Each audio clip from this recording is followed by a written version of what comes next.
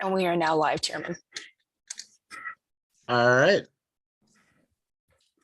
Welcome to the Committee of Adjustment of Clearview Township on this Wednesday, January the 18th, 2023 at 7 p.m. I will call the meeting to order and I will start with the Indigenous Land Acknowledgement. I would like to begin our meeting by recognizing the First Nations, Métis, and Inuit peoples of Canada as traditional stewards and caretakers of the land. We acknowledge that Clearview Township is located within the boundaries of Treaty 18, the traditional lands of the Anishinaabe, Haudenosaunee, Teonetati, Wendat, and is the home of many First Nations, Métis, and Inuit peoples as part of an intricate nationhood that reaches across Turtle Island. At this time of truth and reconciliation, we welcome the opportunity to work together towards new understandings and new relationships and ask for guidance in all we do. The minutes of the meeting on December 14th, 2022 was sent out. Can I have a motion to accept them as read? Dan? And from the other two, I cannot see you. If your video could be turned on and you could raise your hands for accepting the minutes or say yes, one at a time. Yes, for Mark.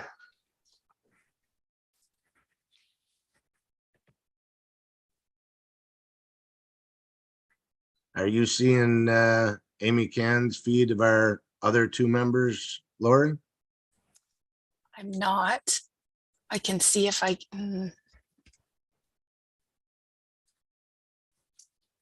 I don't see.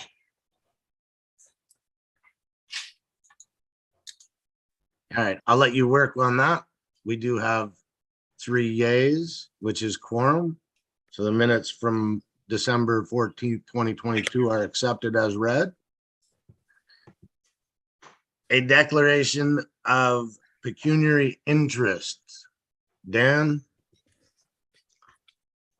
Mark? No. Myself, none. Our other two gentlemen say no to pecuniary interest in these files before us. I'll take that as none. Motion or the unanimous that there is no pecuniary interest in the hearings we will hear tonight.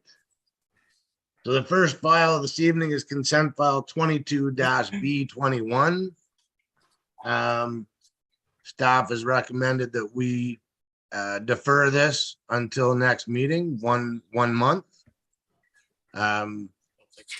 Is there Rosalind, did you want to speak to that deferral, or Nick? Yes, thank you, Ms. Aaron. Yeah, so Missile staff are recommending deferral of consent application 22-B21 until such time that we have a review of the submitted environmental impact study that was submitted in support of the application completed by the municipality's peer review consultant. We just want to ensure that, unfortunately, we haven't had the opportunity to do so at this point in time, and we want to ensure that the information contained in the report is accurate and it's been confirmed by an expert in the field. And it's a typical process that we do for when we review technical documents such as environmental impact study would be to have a review taken by technical experts. Since Missile staff, we do not employ anyone with those expertise specifically. Thank you, Nick. I see Cheryl Sherini is on the call. Any opposing issues? Mr. Chair, if I may, my name is Andrew Pescuzzo. I'm here on behalf of Todd and Cheryl Senarini. Excellent. Do you have anything to add to this request of deferral?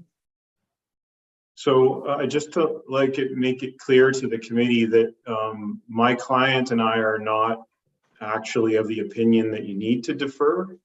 I'm a little bit confused as to why staff hasn't brought a report forward.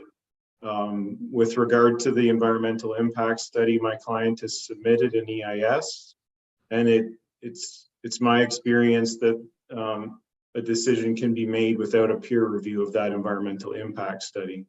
I also understand that staff are asking for the deferral. I obviously respect staff's opinion, but I think in the interest of taking advantage of time, the notice has been circulated, posted on the property. People are aware of the posting, and if they had any comments, they would be participating tonight. So my respectful submission is that we could continue with the public meeting and not necessarily make a decision tonight, but postpone that decision to another night. Thank you for your submission, sir. Any questions from the committee to either side? Dan? Mark?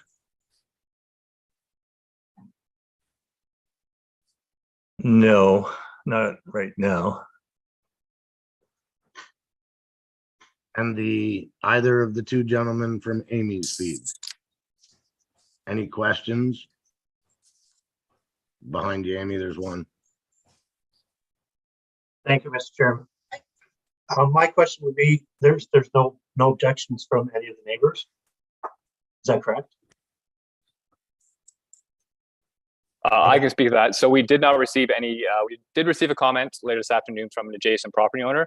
It was more an informational inquiry regarding the proposed use of the development or the type of development that would be proposed on the severed lands to be severed. But there was no objection stated in the letter itself. My second question would be, has our township roads department reviewed the entrance, and are they in favor of it as well? No, that assessment would not have been completed. It typically completed or be addressed through the report. That's a recommendation report that staff would bring forward at a subsequent meeting.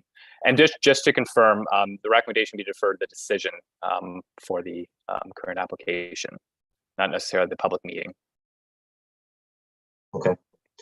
My opinion would be, I know the property, I reviewed it. I think ultimately I would commit to supporting it, if that makes any difference to the rest of the staff, rest of the committee. Thank you.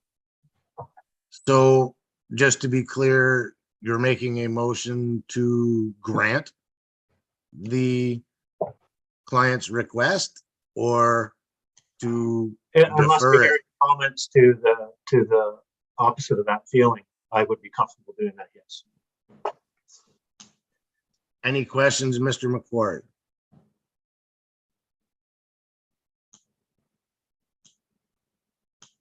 No? All right. Is there, to the rest of the committee, is there consensus to make a motion one way or the other on this file at this time?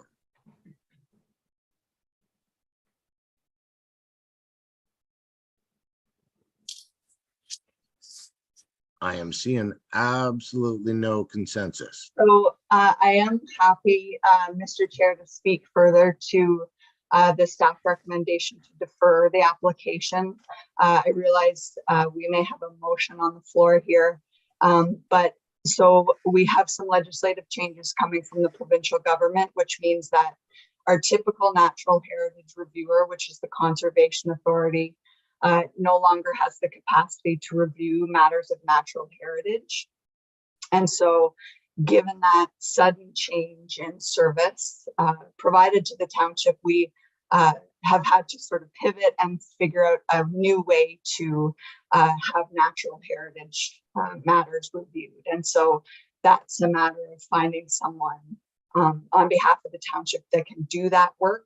And so because we have had to make that pivot, we've not had an opportunity to review natural heritage to confirm that the policies are met. So that's the reason for our deferral recommendation. So also I would caution committee, in the absence of a staff recommendation, it also means that you don't have a list of recommended conditions that would normally accompany a consent. So a motion to approve at this time, in my opinion, is premature, if only for the reasons that we don't have a list of standard conditions. I did notice that on the file. Dan? I will make a motion to defer the request at this time. Can I ask why we don't have a list of proposed conditions? I'm just curious.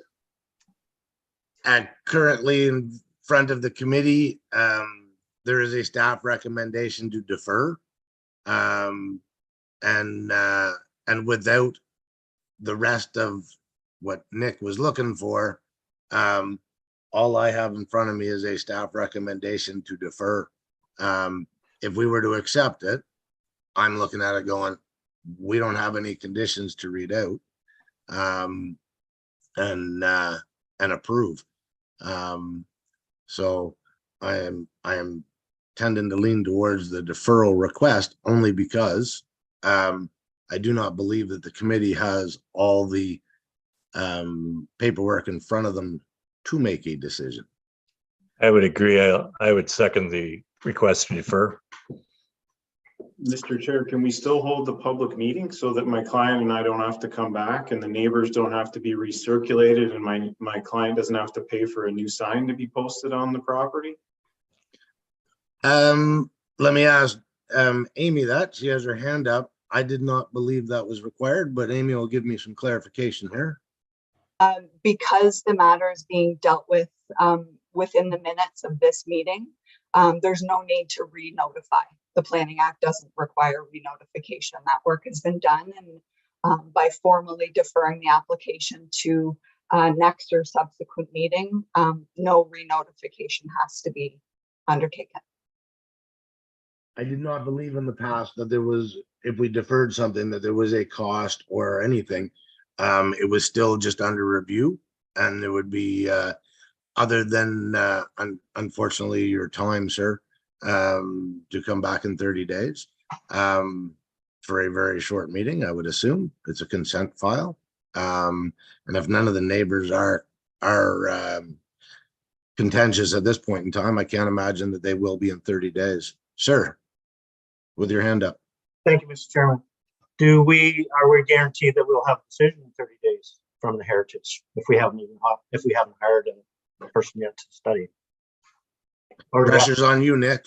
Yeah, so I can speak to that. Yeah, so unfortunately, as indicated by Amy earlier, our typical review for environmental impact assessments would typically be Nossauga Valley Conservation Authority, but through the recent legislative changes of Bill 23 and more recently implemented through regulation changes to the prescribed acts of conservation authorities on December 28th.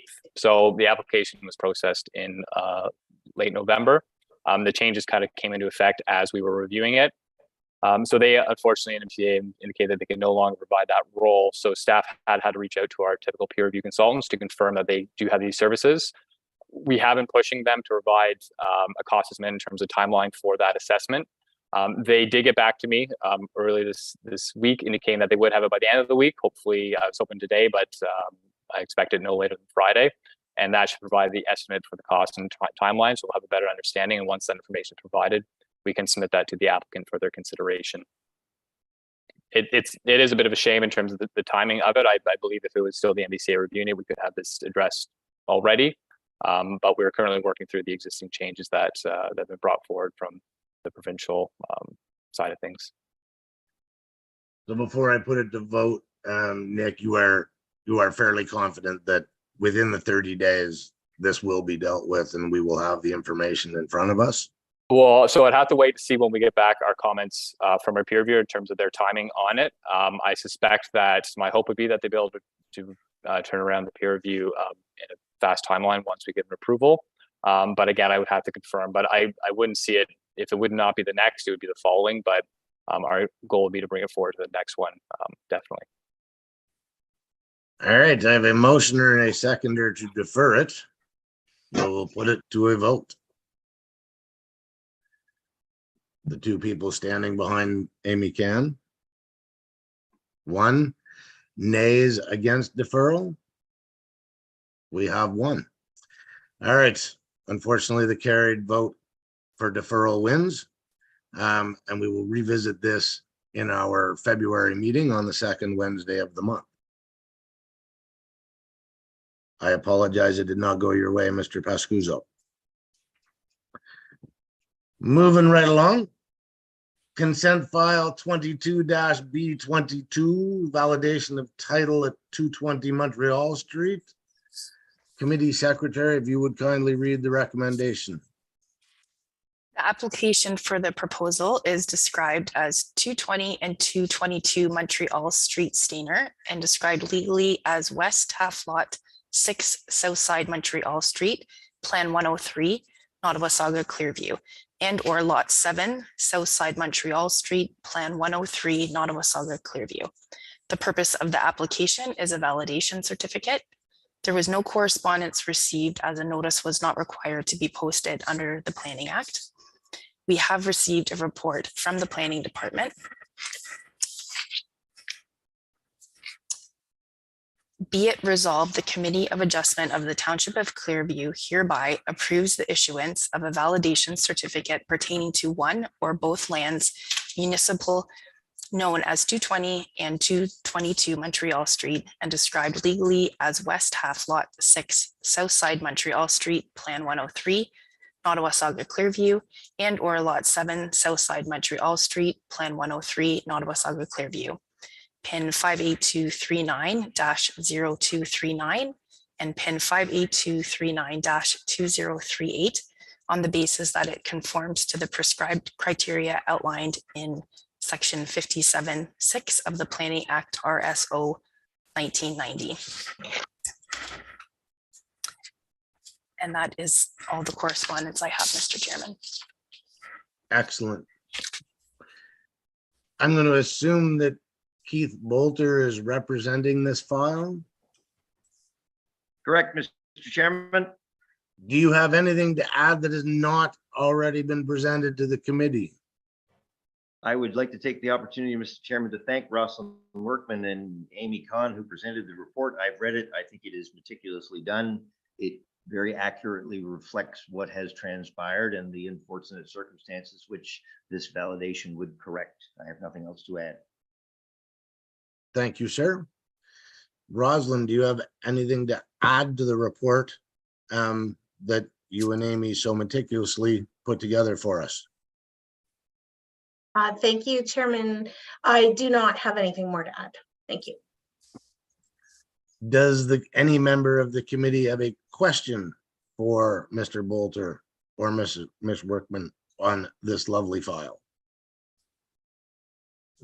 Seeing none, do we have a motion to accept the staff's recommendation? Yes, we do. We have one, seconded by Mr. McQuarrie.